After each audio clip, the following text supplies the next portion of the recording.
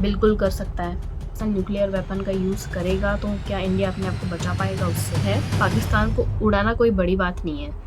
चुटकी बजाते ही वो पाकिस्तान, इस वक्त जो भारत और पाकिस्तान के बीच में वॉर चल रहा है या चल रहा था, तो जब भी कोई वॉर स्टार्ट होता है तो हमारे मन में एक ये डाउट ज़रूर आता है कि वॉर के बीच में न्यूक्लियर वेपन का यूज़ तो नहीं कर लेगी कोई भी कंट्री। तो मैं आज यही बताने वाली हूँ कि अभी तो जिस तरीके से हमारी इंडियन आर्मी लगातार पाकिस्तान पे उनके एयर बेसिस पे अटैक कर दिए गए, उनके डिफेंस सिस्टम पे अटैक कर दिए गए, तो अगर ऐसे ही चलता रहा और पाकिस्तान के पास में लास्ट में कोई ऑप्शन नहीं रहेगा तो वो 1% चांस है कि न्यूक्लियर वेपन का यूज़ कर ले। तो हम आगे देखेंगे कि वो यूज़ करेगा, क्या हम उससे बच पाएंगे। तो वीडियो में बने रहना, लास्ट तक आपके सारे डाउट क्लियर हो जाएंगे।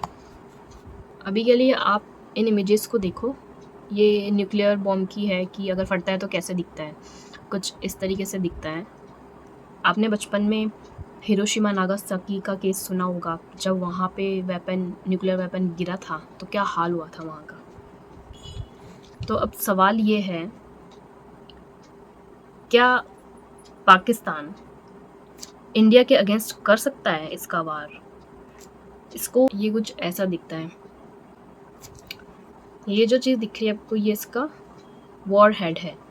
यहाँ से बम, यहाँ पे बम लगाते हैं और फिर ये जाता है, लॉन्च होता है, और ये जो बैक साइड है ये मिसाइल है, ये वहीं रहती है, और जो ये आगे का टॉप पार्ट दिख रहा है आपको, ये छूट के जो टारगेट है वहाँ पे जाता है। एग्जैक्ट ऐसे नहीं है सारे, इंडिया के पास में कई सारे हैं जो अभी हमको पता भी नहीं कैसे दिखते हैं। ये न्यूक्लियर वेपन रशिया का है, इसके पास में तो लेटेस्ट टेक्नोलॉजी वाला है। अगर रशिया का न्यूक्लियर वेपन कहीं पे चले जाए तो आप सोच भी नहीं सकती ये क्या कर सकता है। ये न्यूक्लियर वेपन अग्निवीर, ये इंडिया का न्यूक्लियर वेपन है। मैं आपको बता दूं कि इसकी मारने की क्षमता 8000 किलोमीटर होती है। 8000 किलोमीटर तक ये बर्बादी कर सकता है। यानी पाकिस्तान तो छोड़ो, उसके आगे चाइना, रशिया लेते हुए सबको ये बर्बाद कर सकता है।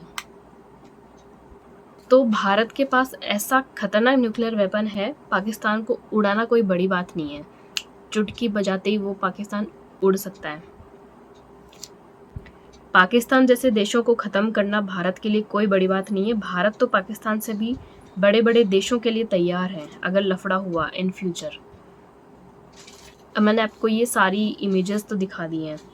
एक चीज़ ये देखो होता क्या है, पाकिस्तान क्या न्यूक्लियर बॉम्ब यूज़ कर सकता है? बिल्कुल कर सकता है। जब उसके पास कुछ बचेगा ही नहीं तो वो न्यूक्लियर बॉम्ब को यूज़ करेगा, पक्की बात है। भारत के अगेंस्ट लॉन्च करेगा वो। लेकिन होता क्या है, लॉन्च होगा, लॉन्च होने के बाद उसमें से बॉम्ब निकलेगा। पहले लॉन्च होगा, उसके बाद उसमें से बॉम्ब निकलेगा। और हमारे पास इतना एडवांस्ड डिफेंस एयर सिस्टम है। S-400 को देख लो। तो S-400 क्या करेगा, जैसे ही वहाँ से लॉन्च हुआ तो उसका GPS सिस्टम इतना ज़्यादा स्ट्रॉन्ग है, वो ट्रैक कर लेगा और या तो वो स्टार्टिंग पॉइंट पे ही उसको ख़त्म कर देगा या फिर बीच रास्ते में करेगा। इससे दो चीज़ें हो सकती है। हो सकता है कि उनका जो न्यूक्लियर वेपन है, जब वो छूट रहा होगा या छूट चुका होगा, जिसको हमारे S-400 ने तबाह कर दिया, वो पाकिस्तान में ही छूट जाएगा और ख़ुद पाकिस्तान बर्बाद हो जाएगा। दूसरा ये हो सकता है कि हमारे वेपन ने इफ़ेक्टिवली उस न्यूक्लियर को ही ख़त्म कर दिया। ठीक है, मतलब उस अटैक को नाकाम कर दिया, न्यूट्रलाइज कर दिया। लेकिन अब जब उसने न्यूक्लियर चला ही दिया है तो हम भी अपना न्यूक्लियर वेपन चलाएंगे। अब भारत फ्री है चलाने के लिए, क्योंकि भारत की न्यूक्लियर पॉलिसी क्या कहती है कि वो खुद चला के सामने से न्यूक्लियर यूज़ नहीं कर सकता। जब तक कि सामने वाला देश उसको यूज़ ना करे, ना भड़काए इंडिया को चलाने के लिए, तब तक वो खुद से यूज़ नहीं कर सकता। तो अगर एक बार पाकिस्तान ने यूज़ कर लिया, उसका हम न्यूट्रलाइज कर देंगे। या फिर उसको बीच रास्ते में तबाह करके वो पाकिस्तान में ही फोड़ देंगे उसको। ठीक है, तो उससे क्या हुआ, पाकिस्तान खुद के न्यूक्लियर वेपन से बर्बाद हो जाएगा। या फिर अब हम फ्री हो गए, अब हम फ्री हो जाएंगे, अब इंडिया फ्री हो जाएगा चलाने के लिए, तो इंडिया चलाएगा तो डेफिनेटली नहीं बचेगा पाकिस्तान। अगर पाकिस्तान ने चलाया, भारत के पास में तो S-400 डिफेंस सिस्टम है, उसको हम न्यूट्रलाइज कर देंगे, लेकिन अपना चला तो वो बच नहीं पाएगा।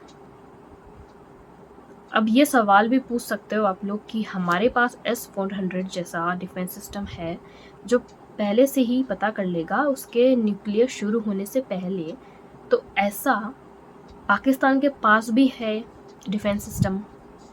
डेफिनेटली पाकिस्तान के पास में भी है, लेकिन पाकिस्तान वालों के पास चाइना का दिया हुआ है। तो पाकिस्तान वालों को बहुत घमंड था कि हमारे पास में तो डिफेंस सिस्टम है। पिछले 2 दिन में हम लोगों ने देख चुके हैं कि कैसा डिफेंस सिस्टम उन लोगों का।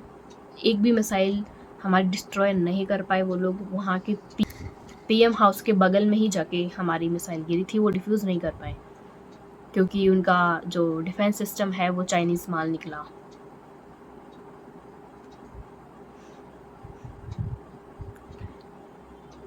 और हमारे भारत का जो डिफेंस सिस्टम कितना स्ट्रॉन्ग है वो पाकिस्तान ने देख ही लिया है। तो सवाल क्या थे, क्या वो लॉन्च कर सकता है? हाँ, बिल्कुल कर सकता है, लेकिन क्या उससे भारत को नुकसान होगा? कभी नहीं होगा। न्यूक्लियर चला भी लिए तो उधर ही उसका खेल खत्म हो जाएगा। अगर पाकिस्तान वालों ने न्यूक्लियर चला भी दिया तो वो पाकिस्तान में ही उनके न्यूक्लियर का खेल खत्म हो जाएगा। लेकिन क्या भारत उस पर चला सकता है? हाँ, लेकिन पहले अगर वो चलाएगा तो हम चला सकते हैं। अगर हमारा न्यूक्लियर वेपन एक बार पाकिस्तान चला गया तो आप सोच लो क्या हो सकता है, पूरा पाकिस्तान मैप से गायब हो जाएगा। ये तो पक्की बात है।